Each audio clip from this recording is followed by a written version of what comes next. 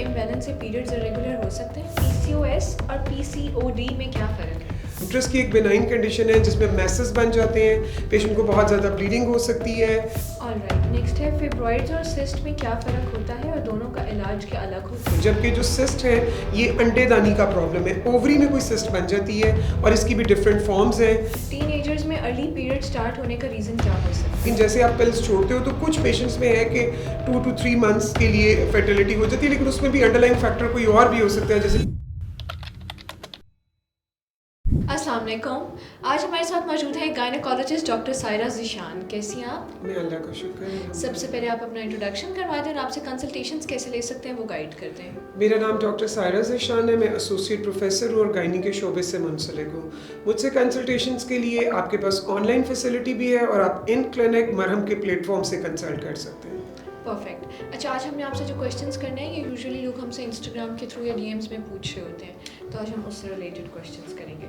सबसे पहला क्वेश्चन है, क्या थायराइड इम्बैलेंस से पीरियड्स इरेगुलर हो सकते हैं? जी बिल्कुल, थायराइड डिजीज़ जो है उसका मेंस्ट्रुअल साइकिल को इफ़ेक्ट करती है। जैसे कि अगर हाइपोथायराइडिज्म है, आप बहुत ज़्यादा वेट गेन कर रहे हैं, आपको बहुत हैवी ब्लीडिंग हो रही है, तो आपने थायराइड फंक्शन टेस्ट कराना है। इसी तरह अगर आप बहुत ज़्यादा वेट लूज़ कर रहे हैं और आपका साइकिल इर्रेगुलर है, आपको महीने में 2-2, 3-3 दफ़ा पीरियड्स आ रहे हैं, तो भी आपने फ़ौरन अपने थायराइड टेस्ट कराना है और अपने डॉक्टर से कंसल्ट करना है। उन लोगों को जिनकी फैमिली हिस्ट्री है वो इसको जल्दी रिपोर्ट करें क्योंकि उसमें इसका चांस और ज़्यादा होता है। परफेक्ट। नेक्स्ट क्वेश्चन है, पीसीओएस और पीसीओडी में क्या फ़र्क है? पीसीओएस और पीसीओडी एक ही स्पेक्ट्रम के दो फॉर्म्स हैं। पीसीओएस उसकी माइल्डर फॉर्म है, इसमें थोड़ा ये है कि वेट गेन है और ओवरी में छोटी छोटी सिस्ट बन जाती है, लेकिन इसकी उतनी क्लिनिकल मैनिफेस्टेशंस नहीं है और थोड़ा बहुत लाइफस्टाइल मॉडिफिकेशन, वेट लॉस और एक्सरसाइज से बेहतर हो जाता है। जबकि पीसीओएस जो कि सिंड्रोम है उसमें फिर आपकी बॉडी में हार्मोनल चेंजेस बहुत ज़्यादा होती हैं, मेल लाइक हार्मोन ज़्यादा हो जाते हैं, इंसुलिन रेजिस्टेंस बढ़ जाती है, एक्नी, हर्सुटिज्म,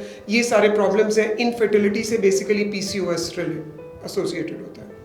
ऑलराइट, नेक्स्ट है, फिब्रॉइड्स और सिस्ट में क्या फ़र्क होता है और दोनों का इलाज क्या अलग होता है? फाइब्रॉइड और सिस्ट दोनों अलग-अलग चीज़ें हैं। फाइब्रॉइड बेसिकली यूट्रस की एक बेनाइन कंडीशन है जिसमें मैसेस बन जाते हैं, पेशेंट को बहुत ज़्यादा ब्लीडिंग हो सकती है, सब फर्टिलिटी के साथ आ सकते हैं और पेट में उसको बहुत बड़ा मैस फील हो सकता है। ये यूट्रस की पैथोलॉजी है, बच्चेदानी की, और इसमें डिपेंडिंग के मरीज़ की कितनी फर्टिलिटी है, उसकी क्या एज है, सर्जिकल मैनेजमेंट होती है यूजुअली मैस के लिए और उसमें हम उसको निकाल देते हैं और कंजर्व करते हैं यूट्रस को। जबकि जो सिस्ट है ये अंडेदानी का प्रॉब्लम है, ओवरी में कोई सिस्ट बन जाती है और इसकी भी डिफरेंट फॉर्म्स हैं। वो तो अब डिटेल में जैसे ही पेशेंट फाइब्रॉइड या सिस्ट में से कोई भी चीज़ उसके अल्ट्रासाउंड पे आती है तो फ़ौरन डॉक्टर से कंसल्ट करें क्योंकि उसके आगे डिफरेंट एस्पेक्ट्स हैं जिनको हमने एज और फर्टिलिटी वाइज ट्रीट करना होता है। परफेक्ट। नेक्स्ट है, क्या एक्सरसाइज से पीसीओएस सिम्टम्स कंट्रोल किए जा सकते हैं? जी बिल्कुल, एक्सरसाइज से पीसीओएस सिम्टम्स के लिए सबसे इम्पॉर्टेंट बात लाइफस्टाइल मॉडिफिकेशन है।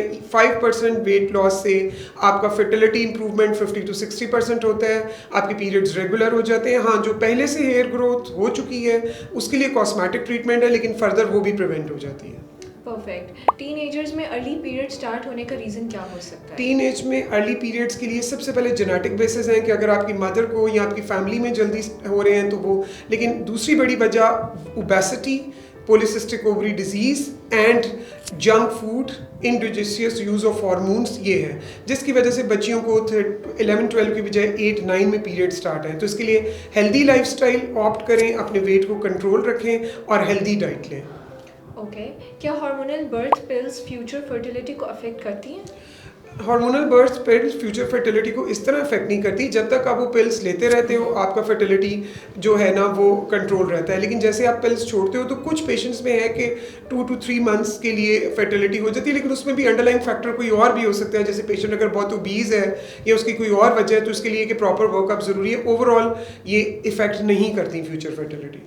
ऑलराइट, यूरिन इन्फेक्शन और वजाइनल इन्फेक्शन में क्या फ़र्क है? बहुत फ्रीक्वेंट क्वेश्चन। बच्चे यूरिन इन्फेक्शन जो है इसमें बेसिकली पेशेंट को यूरिनरी सिम्टम्स ज़्यादा होंगी, फ्रीक्वेंसी ज़्यादा होगी, बर्निंग ज़्यादा होगी, बार बार उसको फील हो रहा होगा। जबकि जो वजाइनल इन्फेक्शन है उसमें पेशेंट वजाइनल डिस्चार्ज के साथ प्रेजेंट करता है। डिफरेंट फॉर्म के डिस्चार्ज हैं, कैंडियल है, येलो है, पेल है, लेकिन कुछ बाज़ अगर दोनों एसोसिएटेड भी होते हैं, जैसे कि अगर कैंडिडियल इन्फेक्शन है तो उसमें भी पेशेंट को साथ यूटीआई भी हो जाता है। दोनों का ट्रीटमेंट फ़र्क है। यूरिन के लिए आपने यूरिन कंप्लीट एग्जामिनेशन कराना है, कल्चर कराना है उसके मुताबिक, और वजाइनल इन्फेक्शन के लिए जो टाइप का इन्फेक्शन है उसके लिए डिफरेंट वजाइनल क्रीम्स रिकमेंड की जाती हैं। ठीक है। नेक्स्ट है पेल्विक पेन अगर फ्रीक्वेंटली हो तो उसका क्या कॉज हो सकता है? फ्रीक्वेंट पेल्विक पेन में हमने सिर्फ गायनोकोलॉजिकल कॉज नहीं, हमने सारे देखने हैं। इसमें यूरिन का रिपीटेड इन्फेक्शन भी हो सकता है, इसमें इरिटेबल बोवल सिंड्रोम भी हो सकता है, क्रोनिक कॉन्स्टिपेशन भी हो सकती है। इसके अलावा गायनोकोलॉजिकल रिलेटेड अगर किसी को कोई सिस्ट है जिसमें खास तौर पर एंडोमेट्रोटिक सिस्ट है या तो उसकी वजह से लोअर एब्डोमिनल ड्रैगिंग पेन और एक या प्रोलैप्स है, तो ये सारी सेंसेशन हो सकती है। तो अगर आपको क्रोनिक पेल्विक पेन है तो उसके लिए आप अपने फौरन डॉक्टर से कंसल्ट करें। आपके अल्ट्रासाउंड और कुछ टेस्ट से ये क्लियर होगा कि किस वजह से। ऑलराइट, उम्मीद है कि आज आप लोगों को अपने तमाम सवालों के जवाब मिल गए होंगे। अगर आपके मज़ीद पे कोई कंसर्न्स हैं तो आप हमारे कमेंट सेक्शन में भी पूछ सकते हैं और अभी डॉक्टर सायरा ज़ीशान के साथ अपनी कंसल्टेशन भी बुक कर सकते हैं। Thank you.